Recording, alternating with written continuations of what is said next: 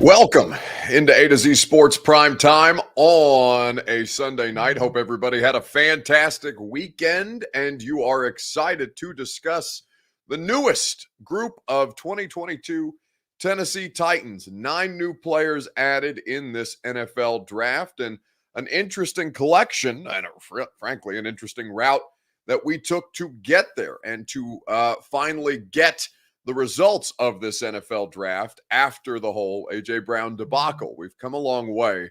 Well, hell, I guess we on primetime haven't had the opportunity to talk about that whole situation, given that happened on Thursday night and that we did a draft show. The collective A to Z Sports group did a draft show that I was a small part of, but very, very little reaction from us from this show on the entirety of the last 3 days. So we'll talk about it tonight.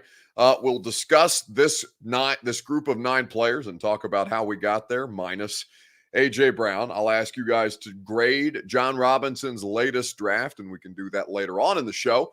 We also had a spectacular event that I was fortunate to be a part of today here in Middle Tennessee.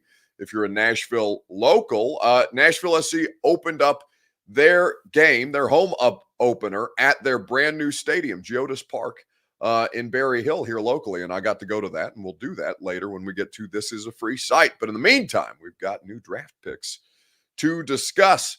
Before we get this thing going, I would ask you kindly to share this show on Facebook, YouTube, Twitter, and Twitch. If you're hanging out with us on Twitter, please retweet the show in the bottom right-hand corner of your screen. If Facebook Live is where you choose to consume us, you can share now to public. That's in the bottom left-hand corner of your screen. If you are on YouTube or Twitch, please do us the courtesy of subscribing to the A to Z Sports channel, where you can get our live stream coverage 7 days a week. I can see the draft grades already being peppered in. Save it, because we'll do it for the second segment. Don't get ahead of yourself tonight, guys, because we got a lot of ground to cover and not nearly enough time to do it, but we'll do our best here on Prime Time. Welcome into A to Z Sports Prime Time on a Sunday night. I'm your host, Buck Rising, if you're new to the show, and I'm proud as always to be presented to you by our friends at Brymak Mechanical. B-R-Y-M-A-K, Brymak.com is where you go for satisfaction guaranteed on all of your HVAC needs. Brymak has you covered.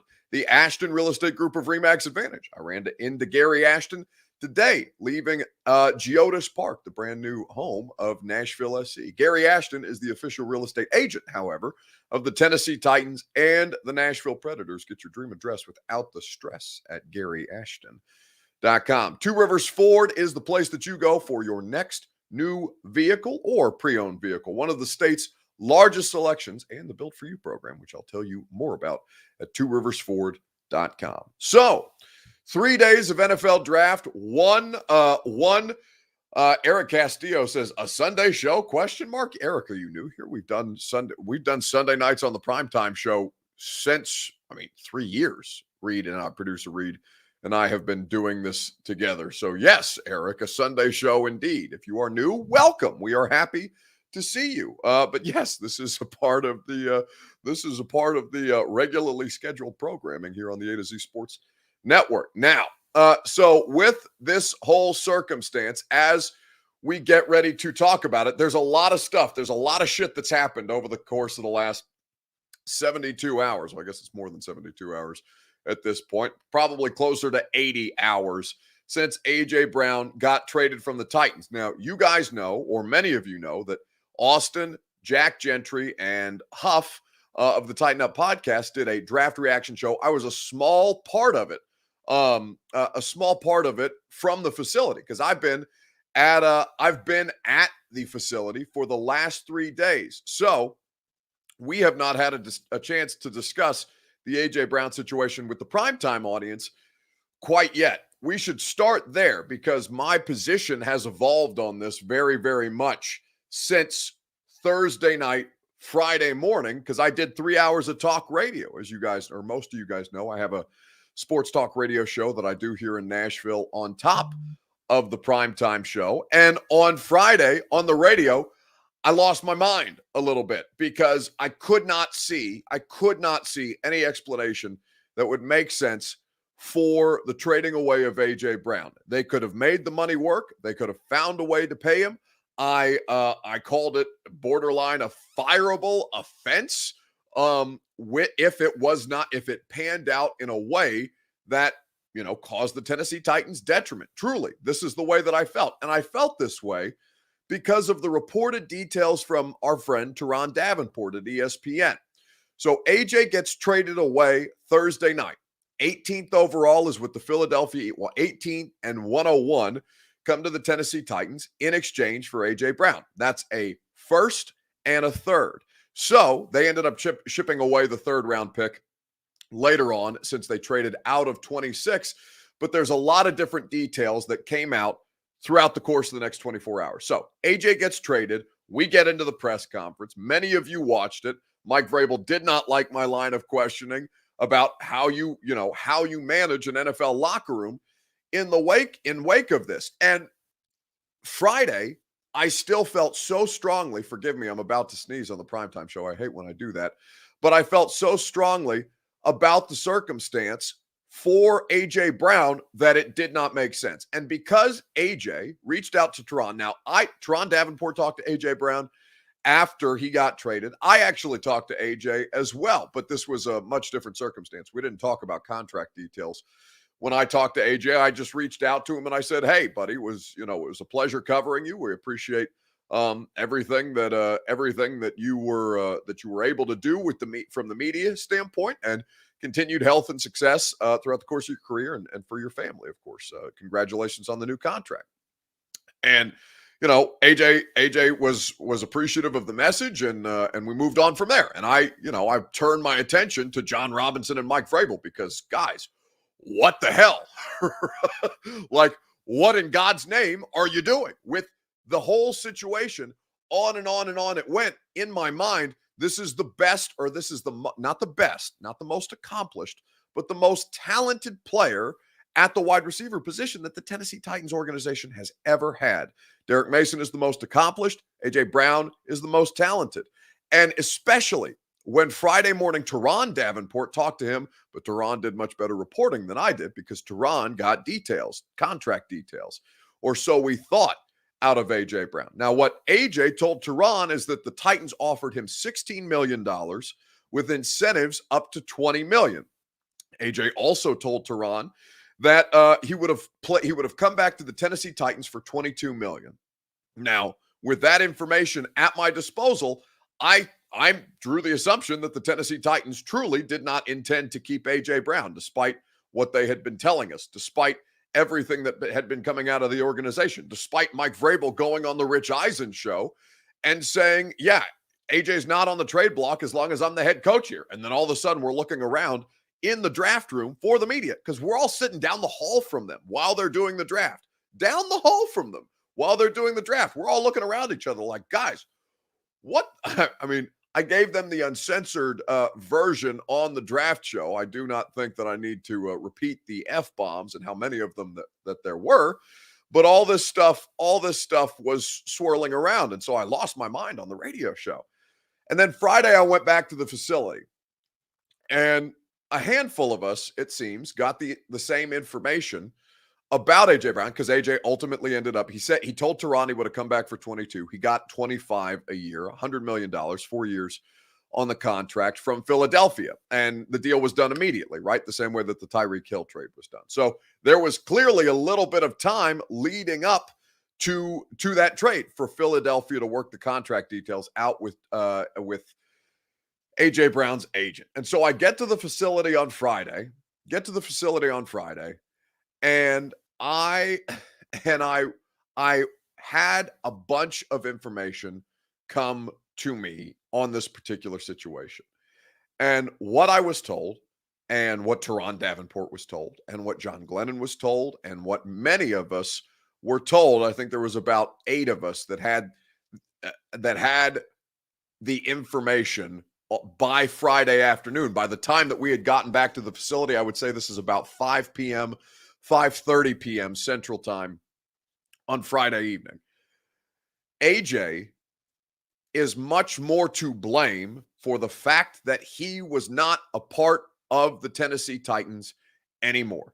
A.J. Brown had cut off communication with the Tennessee Titans. A.J. Brown's representatives had told John Robinson that he would not take the field without a new contract. John Robinson acquiesced and started the negotiations, which is why everybody thought that John Robinson was not going to let A.J. Brown go. And in fact, I was told that they had no intention on Thursday when he got traded, when they entered that draft room, of trading A.J. Brown. And their hand was forced because this is the timeline. So A.J. cuts off communication 3 weeks before the draft. So basically from the start of mandatory or from voluntary offseason workouts, AJ stops talking to the Titans. And at that point, AJ's representation say, okay, he's not going to be on the football field until such time as you give him a new contract. Titans start the negotiation. So they come back with an offer that is in the $20 million ballpark area. The $16 million with up to 20 in incentives was not accurate. And Tehran knows this as well. Tehran has since corrected his own information. The information that AJ gave Tehran was incorrect. I'm not saying that AJ is a liar. I'm just saying that AJ Brown at 24 years old doesn't know the details of all of his contract negotiations. And I'm not mad at AJ for that. You shouldn't be mad at AJ for that. It's just for somebody who cannot even commit to a tweet that he puts out 5 seconds later, it is difficult. And again, I'm not saying that AJ Brown's Twitter behavior is why you should look at those contract details with a side eye, but for somebody who has trouble committing to even the smallest tweet, right? To get those kind of specifics from AJ on a contract discussion that he was very much removed from, that's a tough thing to sell. So those details come out and John Robinson's getting publicly dragged, right? Which somebody wanted to get the narrative out there why AJ actually got it out. And we can't talk about where the information comes from and all these things, on and on it goes. But AJ gets a contract counter from the Tennessee Titans, and it's not satisfactory to AJ and his camp. AJ and his camp come back with an offer, or with this. AJ asks to be traded away from the Tennessee Titans. And if not, then he would like to be paid north of $25 million a year. I was told $29 million a year and nearly $80 million in guaranteed money. So AJ, whether he was influenced by his representation, whether he knew just how far this thing had gotten out of hand because he wasn't communicating with anybody but his representation. And listen, agents are there for that purpose. So for example, just to run it through my prism, right? Austin and Zach had to negotiate with my agent when they did my contract for A to Z and for me to do radio at the same time. They had to negotiate through a third party so that there would not be emotional things tied up between me, Austin, and Zach, because we're friends, right? It would be easy for that to become contentious. We're coworkers. It would have been difficult. It would have been hard to do that from a place where there is no emotion, right? Because, talking about my livelihood, talking about their business, those kind of things can get contentious. Now make it 25, potentially $29 million a year, right? $100 million contracts. I don't know how much AJ knows about just how bad it got. All I know is that after AJ Brown was traded, John Robinson and Mike Vrabel tried to call AJ to congratulate him, to wish him well, because they do still like AJ Brown very much and did not want to trade him.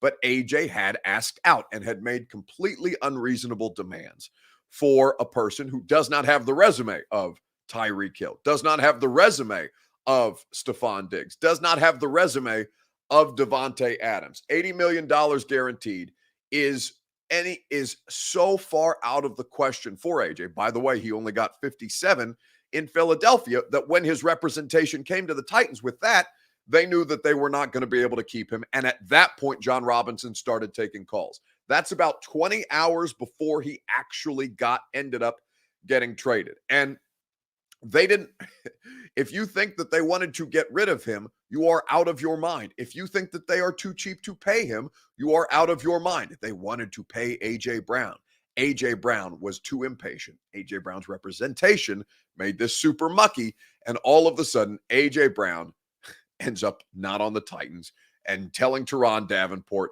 that it's not his fault that he's not here anymore. And while I do have tremendous respect for AJ, I don't know his representation personally. I know where he is repped by, and I know how they do business. And it is very, very cutthroat. Agents can make a mess of a lot of good things, especially if you're a sports fan who doesn't understand why favorite player and favorite team can't come together on a deal that was clear and obvious for everybody, right? But it got very, very contentious. It got very toxic. And now we end up in a situation where A.J. Brown is not a Tennessee Titan. It is not 100% A.J. Brown's fault. The Tennessee Titans have a degree of blame in this.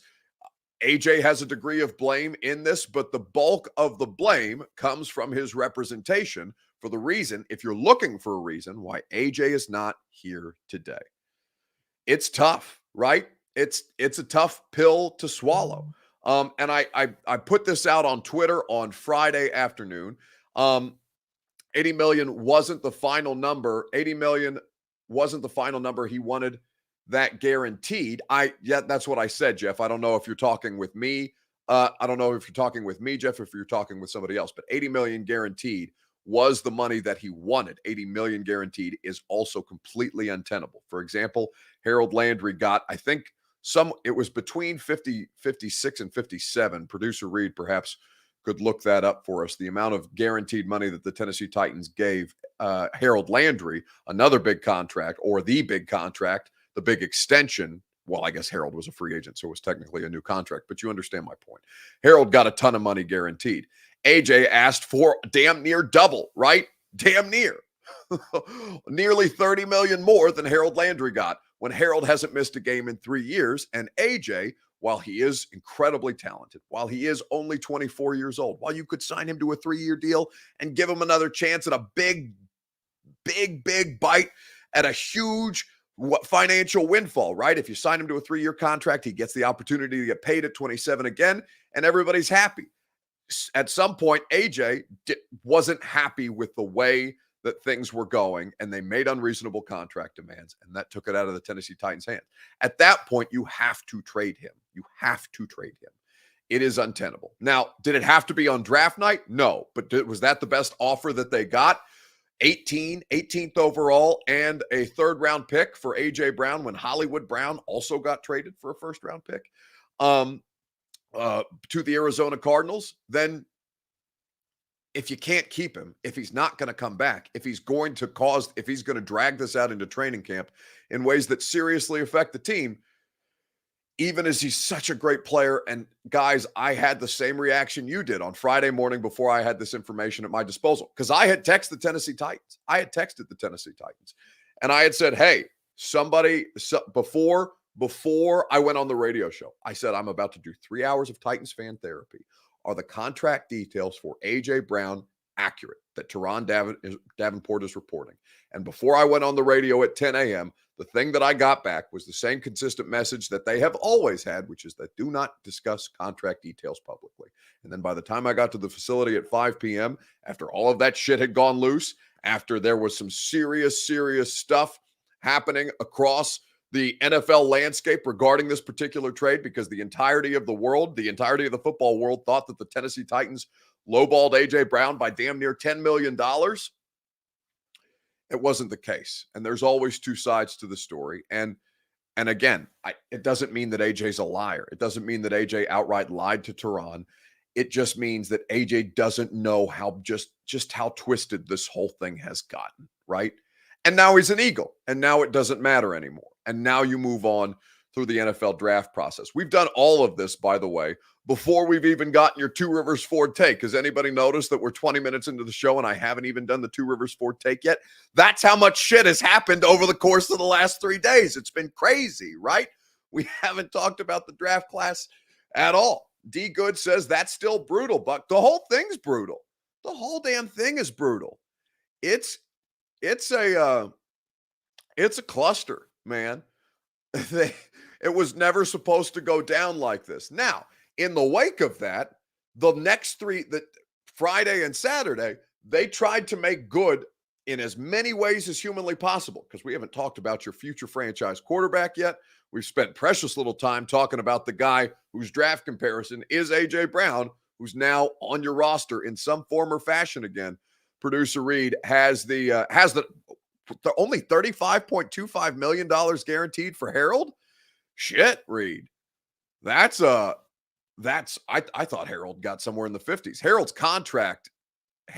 What was Harold's total contract, Reed? If you could put that up on the screen for people. I thought that was substantial. Only $32.5 million guaranteed for Harold. Now think about AJ asking for 80. Harold hasn't missed a game in 3 years. That's the kind of position that again, I'm not going to say AJ because I don't think it's all on AJ. That's the kind of position that AJ's representation put the Tennessee Titans in. Think about that.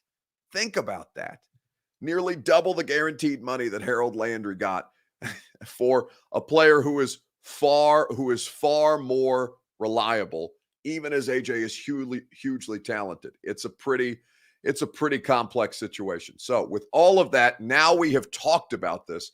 John Michael Presley says his agent sounds like a prick. Listen, John, they're paid to be.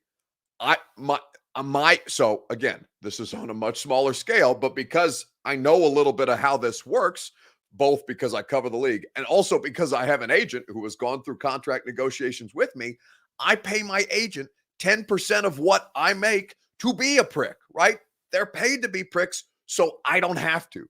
AJ Brown's agent, and it's a team of agents. It's not just one agent. There's a team, especially when you're negotiating $100 million deals. There's a team that's associated with this. Derrick Henry, also represented by CAA. Taylor Lewan, represented by CAA. You know who else is represented by CAA? John Robinson. His agent is at CAA.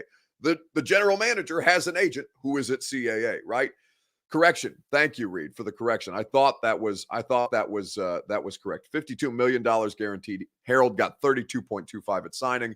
5-year, $87 million. I thought that was incorrect. Thank you for the correction, Reed. Total 5-year, $87 million with $52 million guaranteed. But still, almost $30 million more guaranteed is what AJ requested, which became untenable for the situation for the Tennessee Titans. So John Michael Presley says his agent sounds like a prick.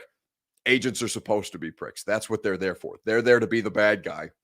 So you don't have to. It just so happens that the bad guy in this particular situation muddied things up for everybody involved. You, John Robinson, A.J. Brown, the entirety of the Tennessee Titans fan base, and the entirety of the Tennessee Titans organization. The only one who wins out of this is, well, there's two things that win out of this. A.J. Brown's bank account, fat as hell, and the Philadelphia Eagles, because, I mean, Philly's got a sneaky good offense at this point with the, who's the Alabama wide receiver, producer Reed, who was drafted by the Eagles in, I know I'm asking you to do a lot. I see you mouthing things back there because people can't hear you. You're operating in the showers, or in the, not in the showers, in the shadows. Who's the damn Alabama wide receiver that Philadelphia drafted to play with Jalen Hurts? Because now they have Devonta Smith. Thank you very much, Michael Wagner. You understand my point. They've got a good offense now, and this is a situation where Philadelphia needs to find out what they have in Jalen Hurts. Giving him A.J. Brown is going to make that a hell of a lot better. You think Vrabel's reaction on video Thursday night was just disbelief that it was coming to this? I don't think, Ben, I know. Here's what Mike, and listen, I can't speak for Mike Vrabel.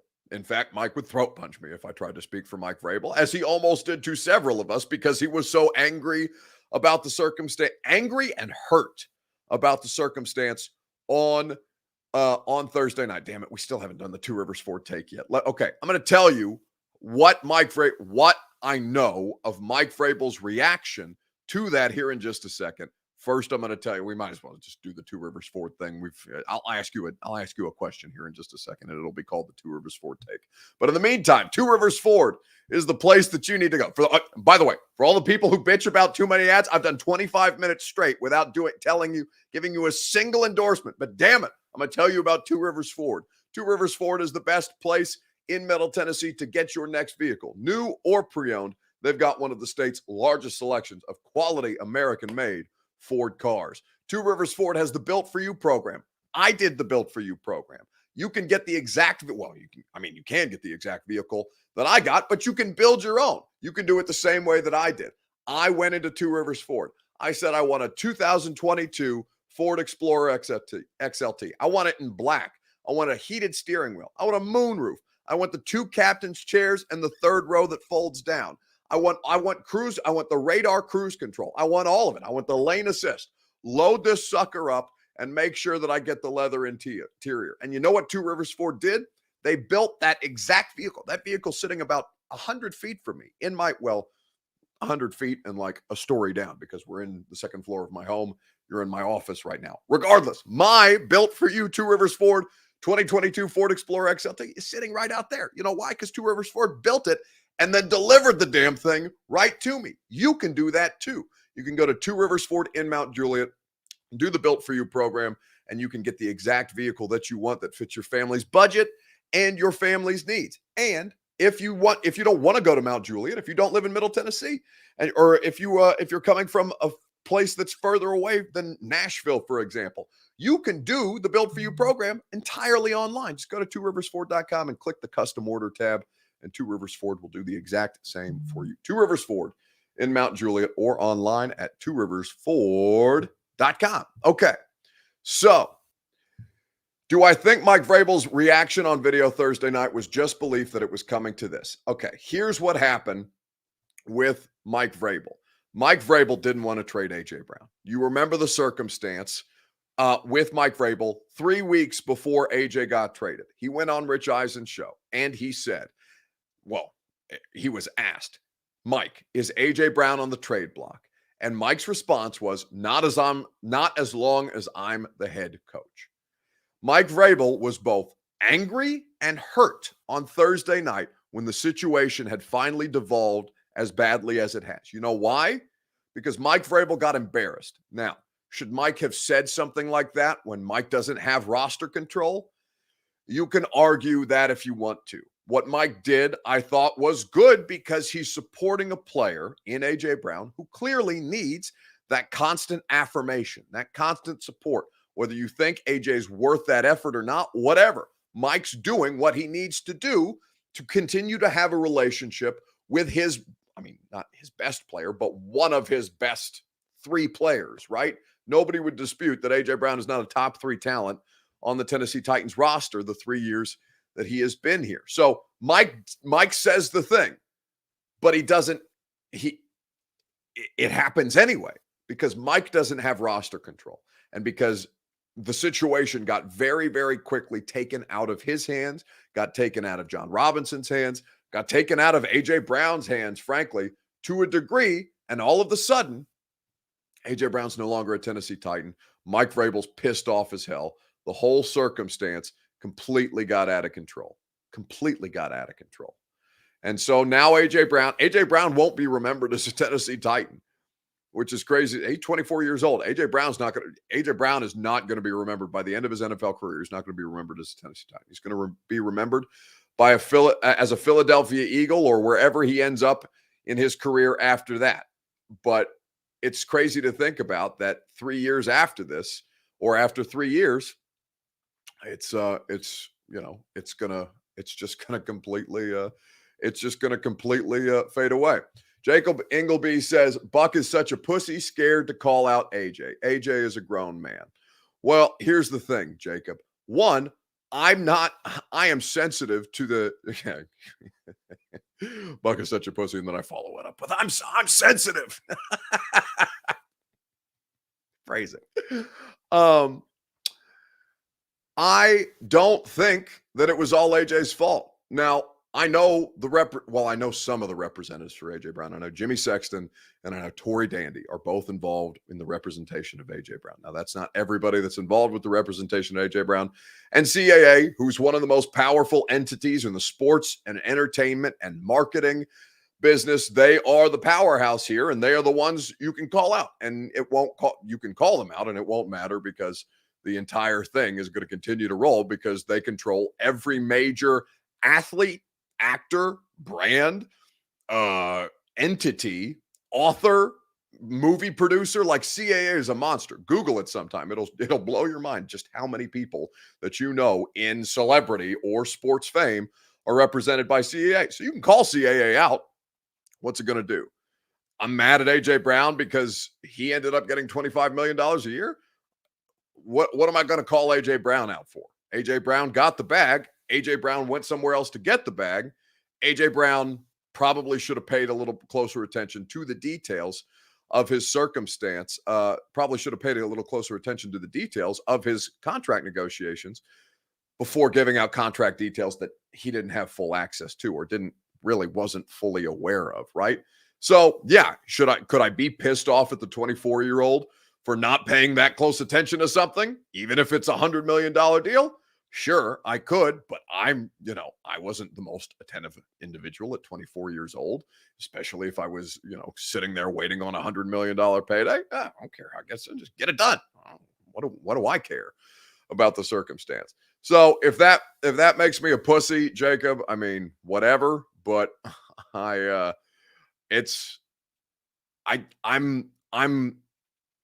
think that it makes me a realist. And I think that there's a time to get overreactionary about things. Like, I'm not even mad at Jacob for saying what he said.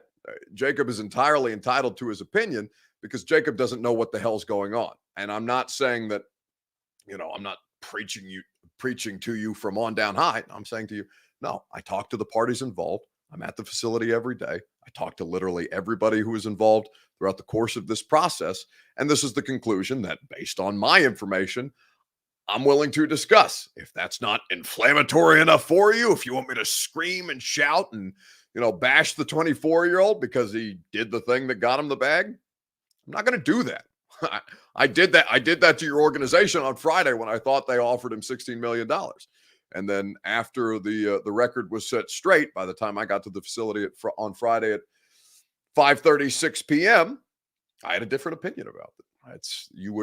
I think it is foolish to evolve or to not evolve when new information becomes available. So that's all I've done. It's called nuance, not, whatever you're calling it there, Jacob Ingleby, from all of your great insights and knowledge. But call him out. AJ's a grown man.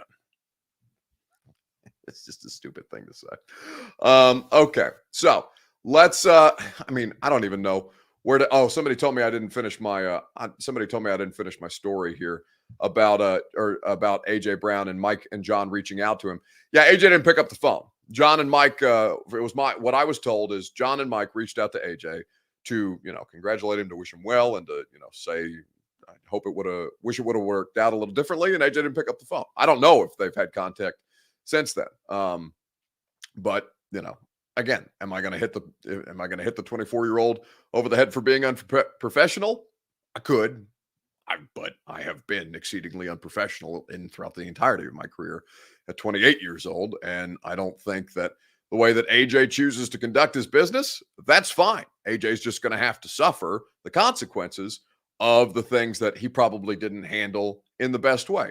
And maybe that matters to him, and maybe it doesn't. And then, now you move on, because Treylon Burks is your new wide receiver. He's not even your new AJ Brown. This is just the circumstance.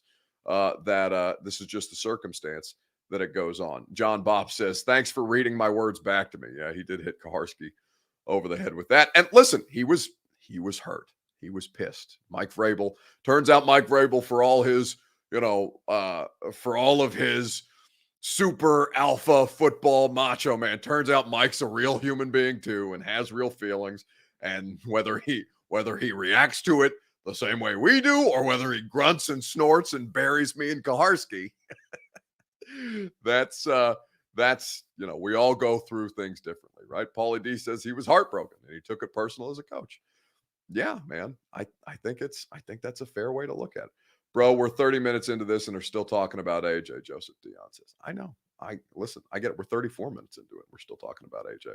But this is the biggest story in sports. It's still after draft weekend, this is still the biggest story in sports, especially because he went to a major market like Philadelphia. So you're going to see AJ Brown to the Eagles all over your television for many, many more weeks to come. Okay. So after the trade, Bussin' with the Boys tweeted, Debo, you up? Yeah, well, if they're not going to pay AJ that kind of money, they're not going to pay Debo. And you know who has the same agent as AJ Brown? Because we've talked about it before.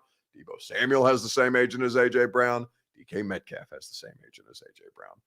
CAA, I know a couple people at CAA. They run the entire world. I wish that they didn't, because it can create a lot of complicated situations, like the one that the Tennessee Titans and AJ Brown was currently just in.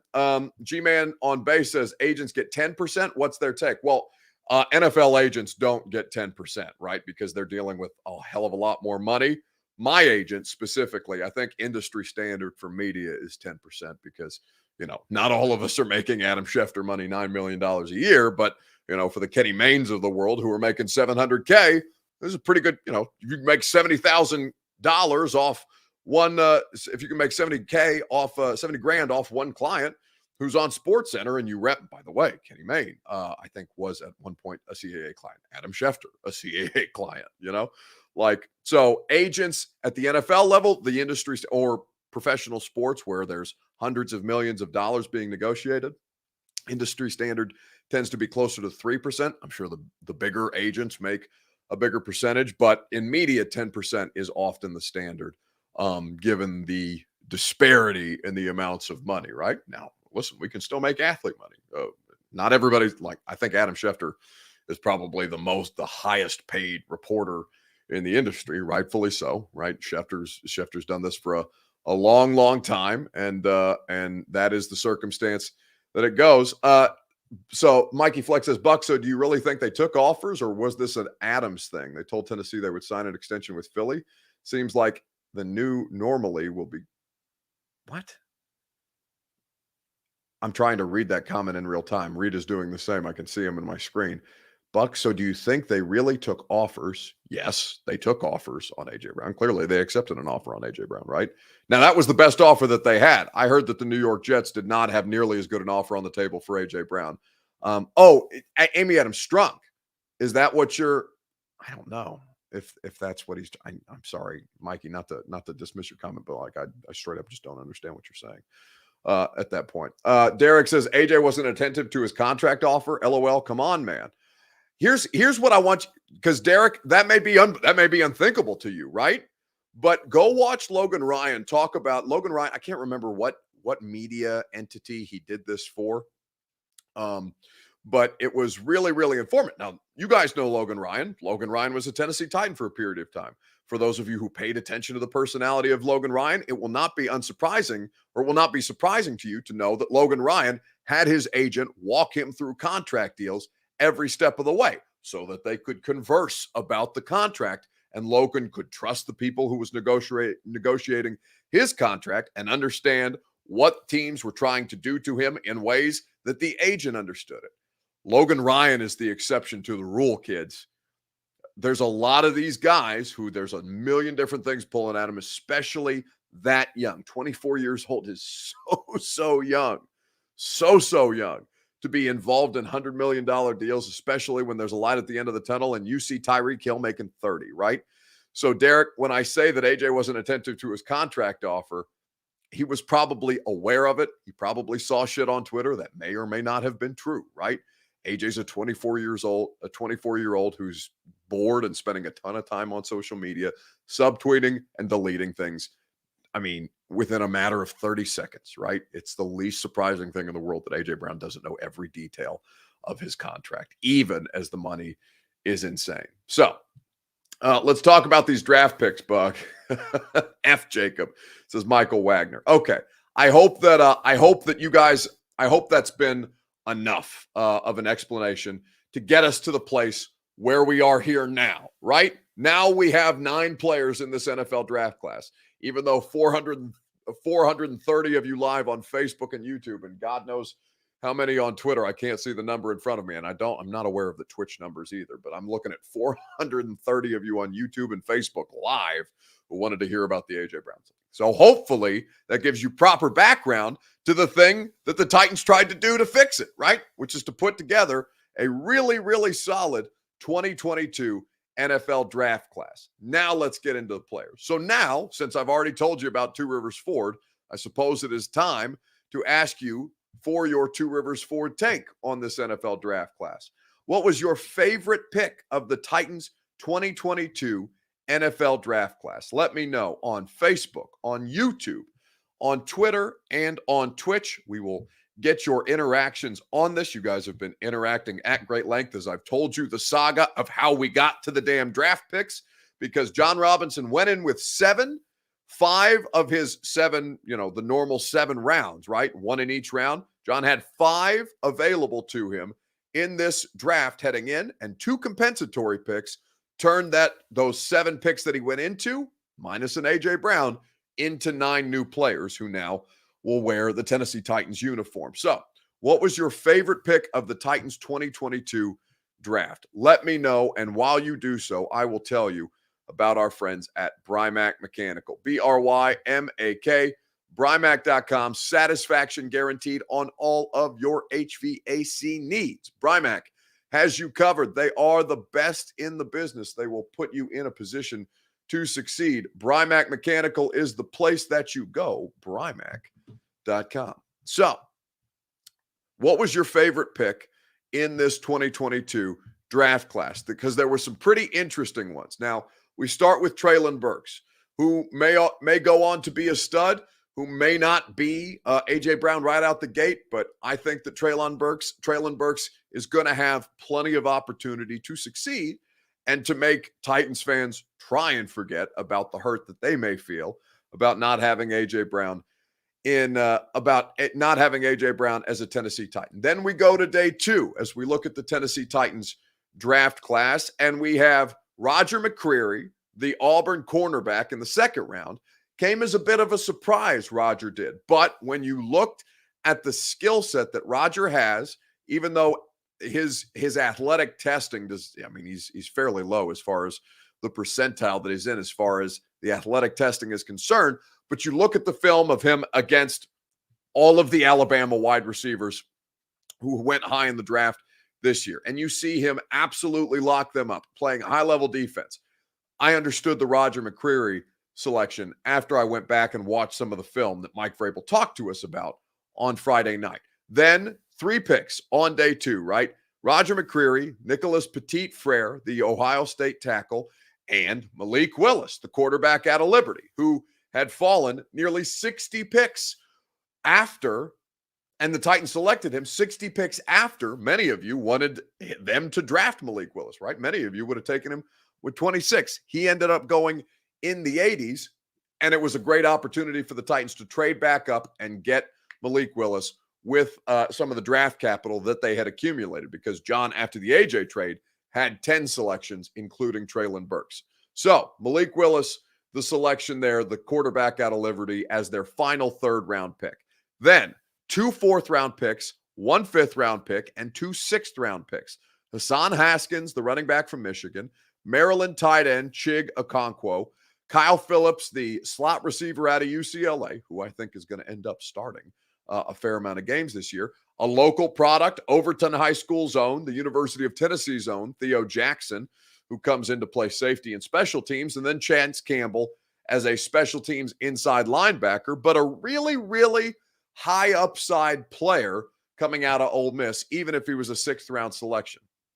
I think that he's going to be an asset to you in I think it will be interesting to see if he can prove himself an asset to you, but I do like the player, and I certainly like the value.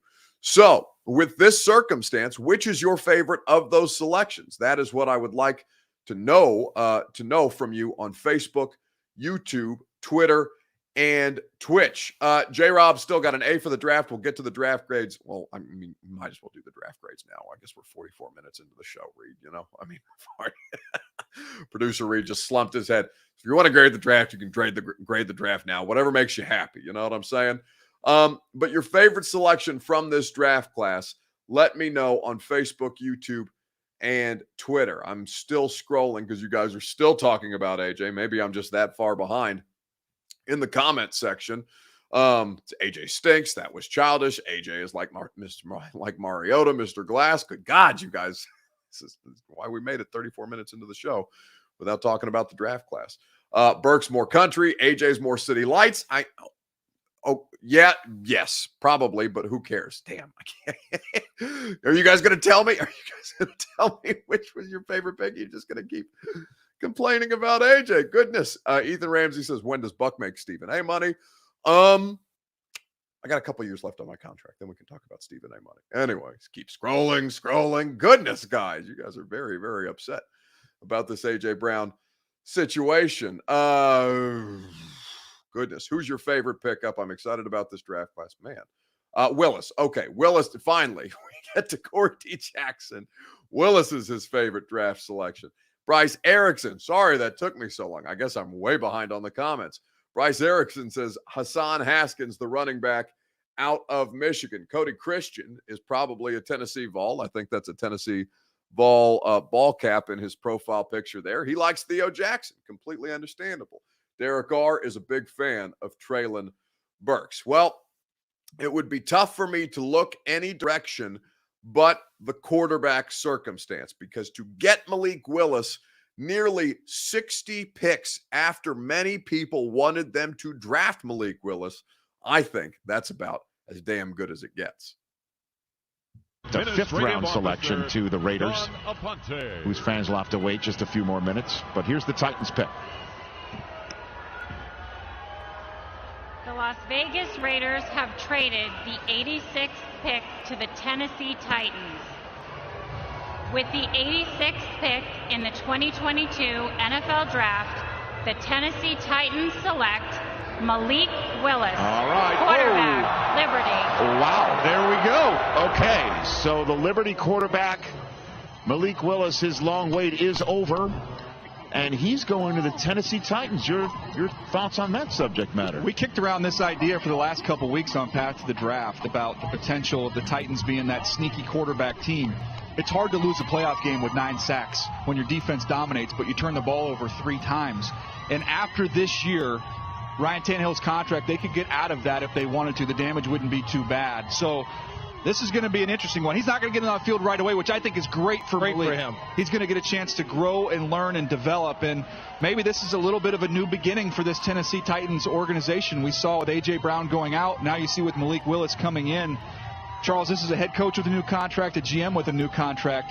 They've got time to be patient here with Malik Willis. Coach of the year in Mike Vrabel. Absolutely. They beat everybody in the AFC last year. Listen, the other part that goes to it, I'm going to let you handle all that. Look at the comp for DJ the Titans. And Steve McNair goes to the Titans. But the bottom line on this one, whether it means something or not, voluntary minicamp, Ryan Tannehill wasn't there.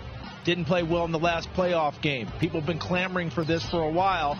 And he was the guy that made more people miss at the quarterback position in college football last year than anyone else. And I made the comparison to Steve McNair because of their build. I was around Steve McNair later in his career in Baltimore and just seeing him for the first time and how big he was, especially in his lower half. This is Malik Willis. Bigger up top too. Yeah, yes, but Malik has a generator downstairs. Man, he is so strong and powerful. You see it. Look at his body. This is the Zach Wilson pro day throw that everybody's done at every pro day since then. Rolling to the left, throwing it deep over the top. He's got big time ability, Joel. There's a lot of upside, most upside any quarterback in the draft. The most upside of any quarterback in the draft, and you got him with your second third-round pick. This is pretty spectacular at this point. Hell, we've all seen this, Buck, says Cody Christian. Well, maybe no, I don't know that all. Cody, just bear with me, okay? It's the first time that we've gotten to roll. I've been talking for 44 minutes. You'll forgive me if I wanted to roll a video package to remind you of what it was 2 days ago that you drafted this damn quarterback of the future. It's my favorite pick. My favorite pick of the draft, of their draft, right? Treylon Burks may end up being a higher upside player. Roger McCreary may go on to make Pro Bowls, right? But Malik Willis, I think the value is for them so good, right? Because highest upside of any quarterback in the draft. He doesn't have to play right away. It adds increased scrutiny, pressure, and competition on Ryan Tannehill, who as a professional athlete may use that to elevate his game. Now, I'm not comparing Ryan Tannehill to Aaron Rodgers, but remember what happened to Aaron Rodgers, where we thought I remember doing the draft show with Zach Bingham and Austin Stanley. Zach lost his mind on me for this, and he was absolutely right to do so, because when the Green Bay Packers took Jordan Love in the 2020 NFL draft, I said I understood it, because you had a situation where Aaron Rodgers looked like he was in decline. And what did Aaron Rodgers do? Maybe not entirely because they drafted his replacement, but I don't think that it hurt. Aaron Rodgers stepped his game up and won back-to-back NFL MVPs. I don't think Ryan Tannehill is going to win back-to-back NFL MVPs. But I know that in professional athletics, competition breeds improvement. And if you don't improve, adapt or die, right? That's the kind of circumstance that now Ryan Tannehill has been entered in, because he can literally see the footsteps, and the footsteps is a higher athletic upside, a higher potential talent than Ryan Tannehill at any phase of his career ended up being. Now, Malik Willis may not work out, but is it worth taking it in the third round, nearly 60 picks after you could have done it at 26th overall? I would say to you, yes. I would say to you, yes, it is absolutely worth it, no matter how this circumstance plays out, because they found a way to find value at quarterback and a guy who may end up helping them elevate beyond what Ryan Tannehill has them doing. Buck, you should compare Tannehill and Rodgers, because they have the same record in the playoffs over the past 3 seasons, 0-3. Oof. Well, if you're saying 3 seasons, then Ryan Tannehill's postseason record would be what? He won 2 games and has lost 3 games. So he's 2-3 in the postseason. I don't know if we're going to go back and Aaron Rodgers would also be. I don't remember if Aaron Rodgers was a wild card the year that Tom Brady beat them in the NFC Championship game. But I think you're doing that incorrect. Now, you want to talk about their last 3 playoff games? Then yeah, maybe they're 0-3 in their last 3 playoff games. Anyway, we don't have to get caught up in the details. But Malik Willis, by far and away, my favorite selection on the board. Now, there was a couple of other picks that I liked. So you had 6 offensive players, 3 on defense. Roger McCreary as the second-round pick, I think was a best player available, as was Malik Willis, by the way, even though they traded up to get him. So with the circumstance for this Titans draft, offensive tackle, check. Quarterback, check. Wide receiver, they got 2 of them, so technically check, even though you're minus 1 A.J. Brown. And then as you look at the rest of the draft class, you've got a running back, depth behind Derrick Henry, and, by the way, who has a similar style of running than Deontay Foreman. So you get Deontay Foreman without having to pay Deontay Foreman $2 million. And then Chigakonkwo, whose draft comparison was Jonnu Smith. So you found your next Delaney, your next Jonnu, your backup running back, your potential quarterback of the future, offensive line depth, and 2 wide receivers, even though you lose your guy who has all-pro potential in A.J. Brown. It doesn't mean that they're – now, here's the thing. I don't know. They may not be a better football team. I don't know as we sit here today that they're a better football team. But I do think that the things that they have done to try and put themselves in a position to succeed, I think you have to feel really good about this situation. Remember the 2020 defense. John Robinson, you thought he was going to tweak it a little bit, blowed it up, right? Blew it straight to hell. Got, I think, 5 or 6 new starters on the 2021 defense. You saw the kind of turnaround that made. The returning starters on offense, Ryan Tannehill, Derrick Henry, Taylor Lewan, Nate Davis, Ben Jones. So you're talking about a potential 6 new starters on the offensive side of the football, the same way that they did it with the defense. I don't know that it will have that drastic of a turnaround. I don't know if it will elevate them the same way that the Titans defense from 20 to 21 did. But you have to feel really good about how they tried to right the ship after the AJ thing kind of started to burn things to the ground, right? we got a guy who will be more available than AJ and $25 million to spend in free agency. Well, not in free agency, but probably on Big Jeff. that money is all in all likelihood going to go straight into Jeff Simmons' pocket. But that means you've got Jeff paid, and you don't have to worry about it. And you can try and figure out what Treylon Burks is at greater value. We hit all the needs in this draft. Well, I disagree, right? Because interior offensive line, still a need. I don't know if Petit Frere is going to start at right tackle. I don't know if Dylan Radins is going to start at right tackle. I don't know if Petit Frere can start at right tackle and Dylan Radins can play guard. I don't know if Jamarco Jones is going to end up with a starting job out of this.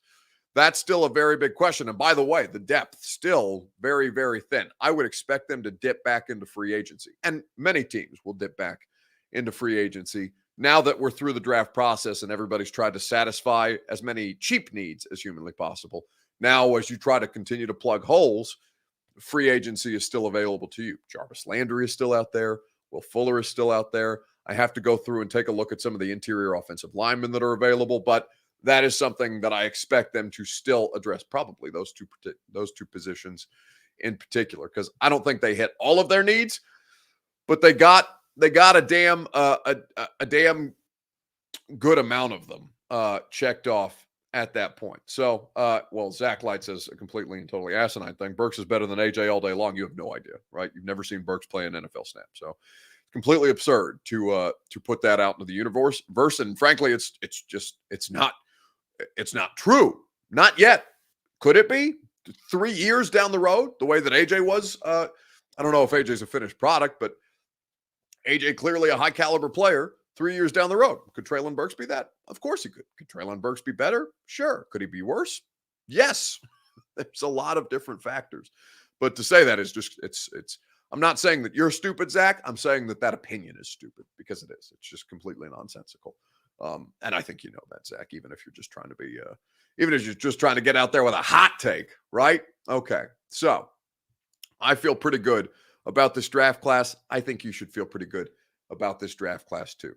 Now, let's wrap things up because we've already almost gone an hour here on the Primetime Show. I appreciate you guys being patient with me because I know there was a lot of stuff to work through, and I didn't do a 615 session podcast on Friday because it was a shitstorm. There was no opportunity to, so this was the first. I've talked about this for 3 hours on the radio, but we had not gotten to talk about this. Buck, MB says, Buck, you just called him stupid. LOL. No, I didn't. I said his opinion was stupid. That's not calling him stupid. There's a difference between a personal attack and saying, you're displaying the behavior of somebody who is stupid. That's not the same thing, right? Anyway, let's keep it moving here on the Primetime Show. This is a free site. Let's do it. The best thing that I saw on the internet this week, and I didn't even see it on the internet. I took the video and put it on the internet, and it was a damn good video, if I do say so myself. The question that I want to ask you guys is this, as we, and there will be plenty more time to talk about the draft picks. By the way, I don't know who of the draft picks is going to be on the radio show on Wednesday. I'm still working through the details on that, but Wednesday we are going to have one of the Titans' newest players on the radio show. And I will keep you updated. I probably will know Tuesday who that's going to be. I will let you know that I have asked specifically for Malik Willis, but I know that those things can sometimes get shot down by management because they do not want to overexpose the backup quarterback. They do not want to turn the backup quarterback into a story. They do not want distraction. So I have asked for Malik Willis. I will let you guys know as soon as I know who I'm going to get on the radio show. But the request has been put in for Willis because I have a few more questions from the young quarterback out of Liberty. Okay. So I went to Nashville SC's home opener today, Geodis Park. If you're in Middle Tennessee, not all of you guys are in Middle Tennessee. There's Titans fans all over the country. And many of you interact with the A to Z Sports Network because it's on the internet. You don't have to live in Middle Tennessee to get A to Z Sports. That's what's great about it. You can interact as a Titans fan from all over the place. But I went to something really cool today, which we have a professional soccer team. They opened the largest soccer-specific stadium in the country. I got to go. Now, the question is, did you go to the Nashville SC game today? And by the way, I saw a lot of people. we didn't exactly talk about the people that came up to me. They didn't really necessarily say if they were radio show listeners or primetime listeners or, 615 sessions or install whatever, because I'm doing 4 different shows throughout the course of the week. So they didn't necessarily specify where they were fans of the show from. But I hope that if I saw you today at Geodis Park, that you enjoyed the discussion and the interaction that we had. And if you guys did go, I hope you got to have as good of experience as I did, because not only, they got a draw. It wasn't a win for Nashville SC, but it wasn't a loss either. The environment was spectacular as well.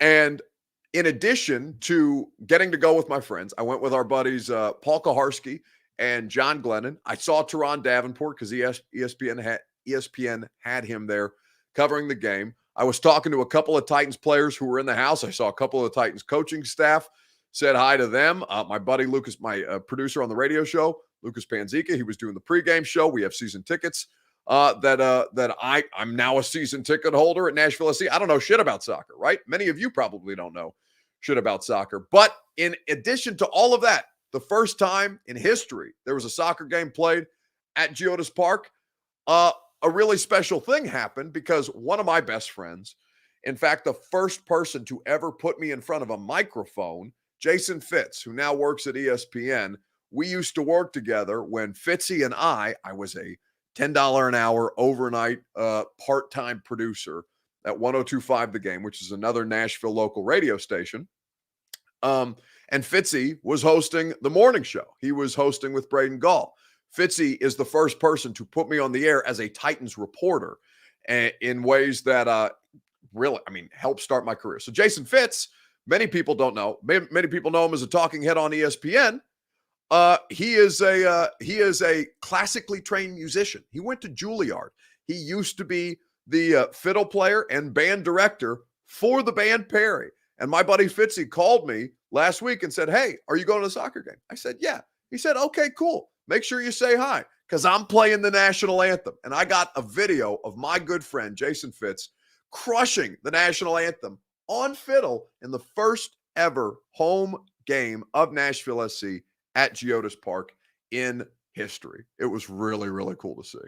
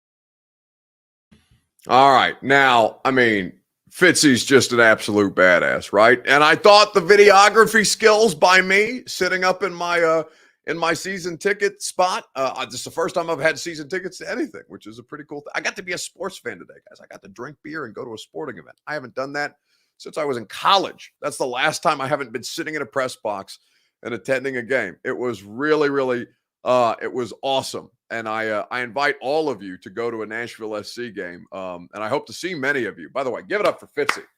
Just absolutely kicked the shit out of that. Producer Reed is giving him a golf clap in the background. It's maybe just me clapping for you to hear, but I think everybody should give Fitzy a round of applause. Why do you guys play a national anthem at a local game? I don't know. It's just what we do in sports because America.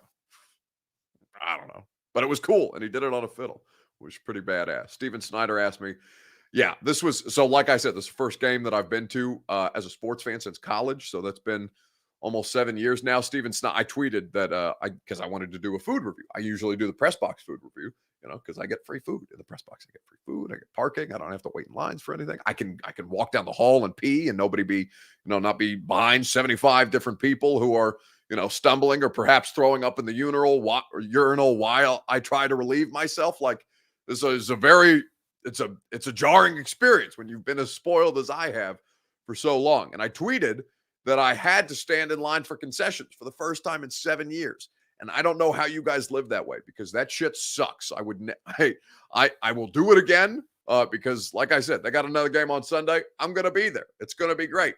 But the whole concession stand thing, the line thing that you guys do when you go to sports, I don't know. Golf clap for you, because if I can help it, I'm never doing that shit again. I'm just going to I'm going to bring my press credential with me. I'll go to the press box to pee and to get food, and then return to my season ticket seats, because standing in line, wildly overrated. Jonah Reels says, Buck, I hope you told Bowling never hit against a 5. That's the dealer's weakest hand. Yeah, I didn't go with him to Vegas, but I significantly doubt that Will Bowling did any betting while in Vegas for a day. This is a tragedy, Buck, having to stand in line. It truly was. It was a personal tragedy, but I appreciate you guys letting me express that. Yes, I know I am spoiled, Karen O'Keefe, but if I wasn't spoiled, I wouldn't be me. And so what, like me, hate me, it's just, I'm gonna be. I have to be honest, and that is how I honestly feel. Waiting in line sucks. I don't know how you guys do it, and I'm going to avoid it if I can. But thanks for hanging out with us on this primetime Sunday night. Appreciate you guys as always. Much more draft content and conversation to come.